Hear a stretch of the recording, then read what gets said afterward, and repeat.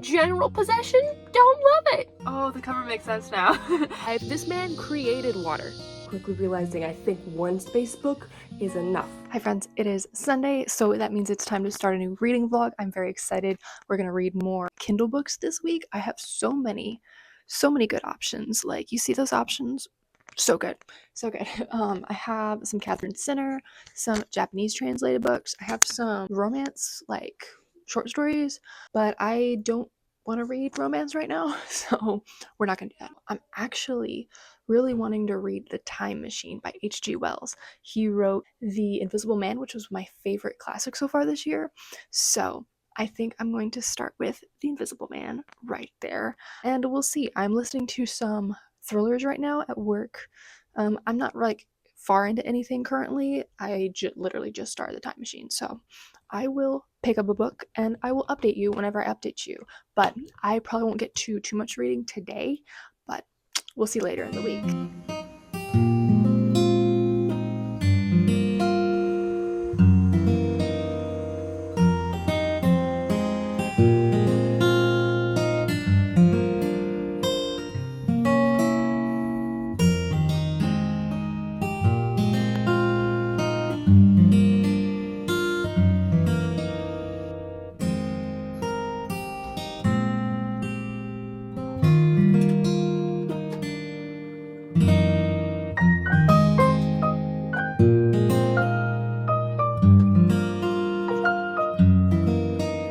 Very quick update before I head right out the door, but I just finished the first chapter and oh my goodness, this book is very much science fiction-y.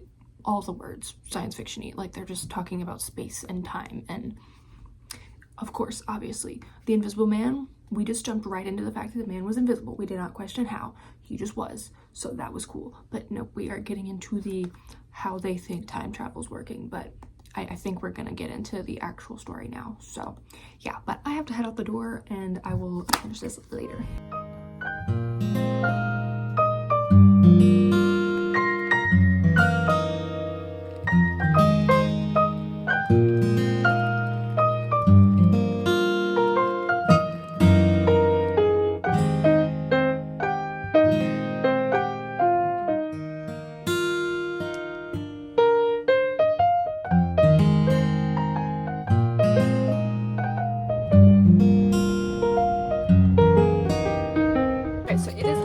Monday. I just got home from work.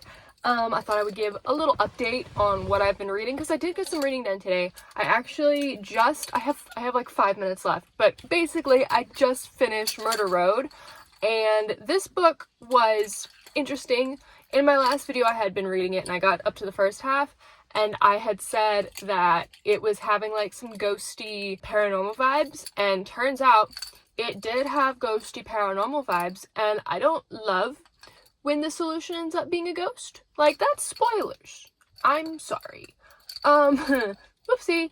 But I don't like paranormal endings. It feels like a cheat. In this book, it made sense. Unlike some other books. I won't say what book, but some other books don't make sense. But this one, it made sense. It like actually was important to the story. But general possession, don't love it. Generally don't love reading about possession. Just not my thing. Not my thing. But another thing that's not necessarily my thing is the time traveler. I am now like 25% of the way through and it's just not hitting.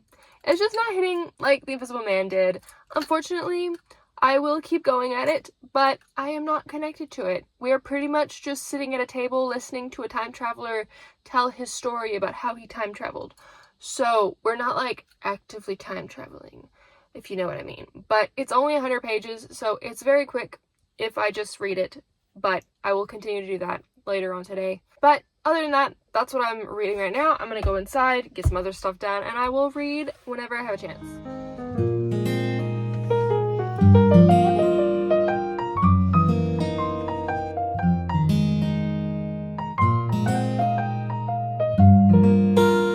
It was Bring Your Dog to Work day today, so we got big boy back there. But just a quick update, I just got home. I did not read any of The Time Traveler.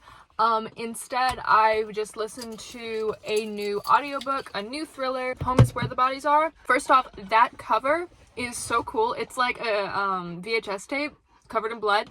That's pretty sick. Which makes sense now. Oh, the cover makes sense now. But I'm 12% of the way through, and it's interesting so far, but nothing too fascinating yet.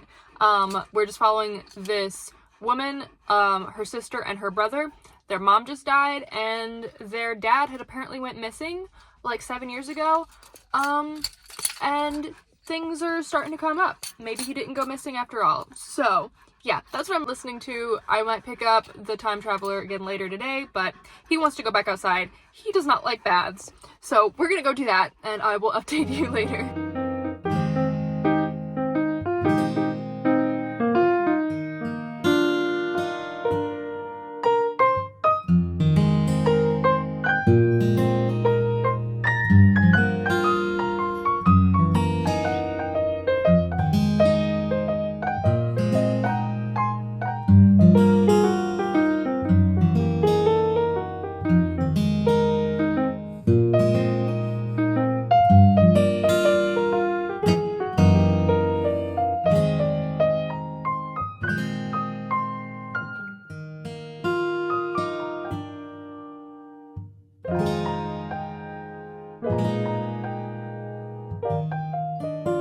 So as you could just see, my Kindle decided to play a little trick on me and let the buttons disappear, which was kind of scary. I was like, oh no, don't break on me, please. I need you. I love you. Don't leave me. But now that I am, out of my reading loop, thought I would update you a little bit. I am currently reading The Martian, as you can see, which is basically just this sci-fi thriller kind of book about this astronaut dude who was supposed to be on Mars with some people and then proceeded to get trapped there all by himself. So now he is trying to survive for the next 4 years on 30 days worth of supplies for 6 people. So he's like trying to grow potatoes and just in general survive. And this book, first off, I love this man's writing style. I love his voice, and his character is just like, it's so fun. It's so fun. I've had some wonderful quotes that I need to share with you. But other than that, this book is a problem solver's dream.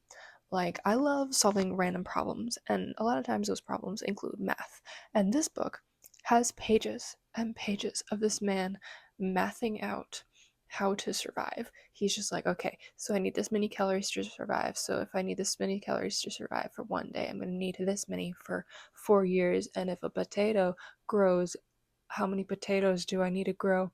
And if I have to grow that many potatoes, how many calories will... You see what I mean? So, like, literally, that's just a lot of this book so far has been math and problem solving and stuff. And for some reason, I love it. If it had geometry, I'd hate it. But algebra, I weirdly like. So, I'm having fun. I was trying to read The Time Machine, as I had talked about earlier, but I think I'm going to soft DNF it for now, just because I don't care. Both of these books are sci-fi, but The Time Machine is the sci-fi, like the old sci-fi, that I don't care about. The Martian is like thriller sci-fi with sarcastic math botanist dude. So that's more fun currently. So I'm going to be reading this. I did finish Home is Where the Murders Are. Oh no, Home is Where the Bodies Are today, listening to that. And it was fun. It was good. I just like to listen to thrillers while I'm at work, so it's nothing spectacular. It was just really fun. The plot twists ended up, a couple of them got me, like, nothing too drastic, nothing that you couldn't have, like, guessed if you listen to a lot of thrillers. At first, the final answer kind of felt like a cop-out, because I was like, there's no physical way that this could have happened. Like, it just wouldn't make any sense. And then it did happen. And I was like, I guess in that case it could happen, but it kind of felt a little cop-outy, but that's the entire point. So it was good. But in the meantime, now that my Kindle is, working again, I'm going to go back to reading The Martian and see this man plant potatoes and play with dirt.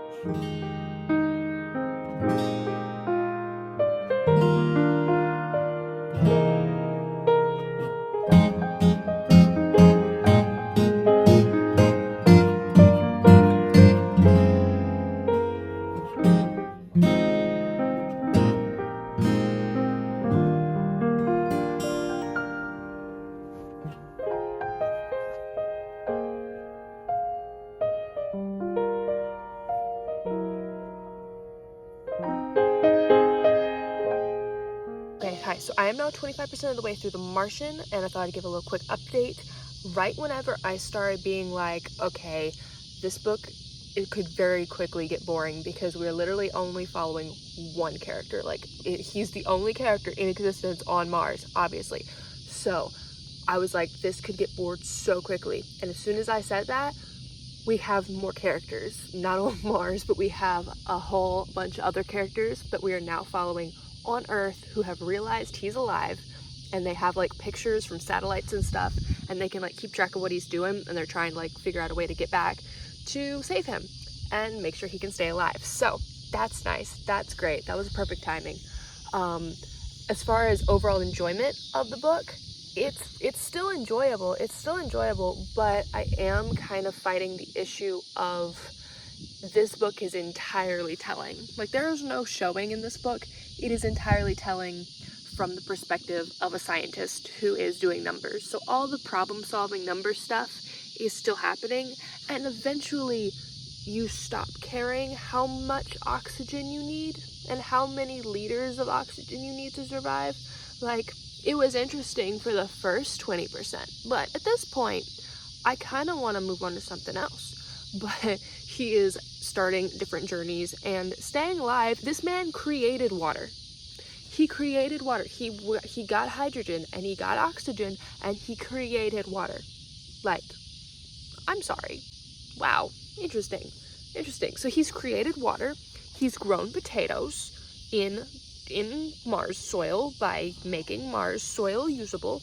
So it's kind of fascinating. But also just like, wow.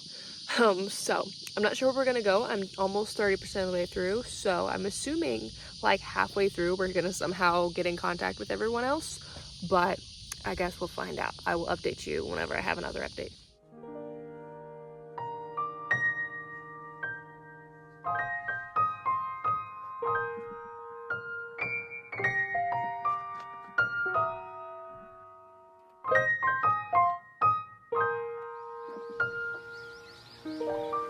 It's a 50% update on The Martian in my shed.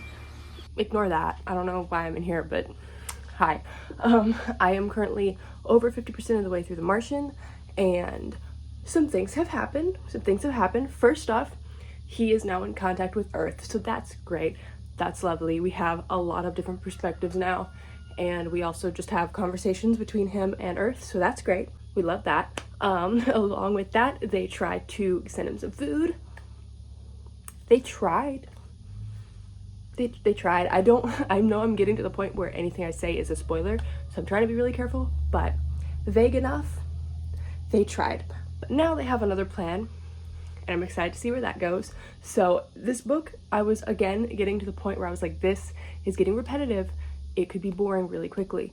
But they have now kind of made it to where the Earth point of views, or like just the other characters' point of views, are more frequent than our main character's point of view. So it's not like super duper repetitive. Like, and we also changed up our style of writing. So like there was a section where it was literally just like third person narrator. He wasn't talking, so you knew something was about to happen. And then it changed from like his written logs to like audio logs. So like the author knows what he's doing to make it not boring. It just gets right up to the line of like, okay, this is kind of getting repetitive. And then he realizes, and then he like changes it up. So he's doing a really good job. The author is great. I love him. I want to read more of his books, but they're all in space, and I'm quickly realizing I think one space book is enough. I don't know if I ever want to go back and read more space books. So yeah. Anyway, I'm gonna go and get ready for the day. It's now Saturday, so I will finish the book hopefully this weekend, but I have a meeting with a friend in a few hours, so I'm not sure if I will finish it today. So we'll see, but I'm gonna go get ready for the day and the weekend, and I will update you whenever I have a final update.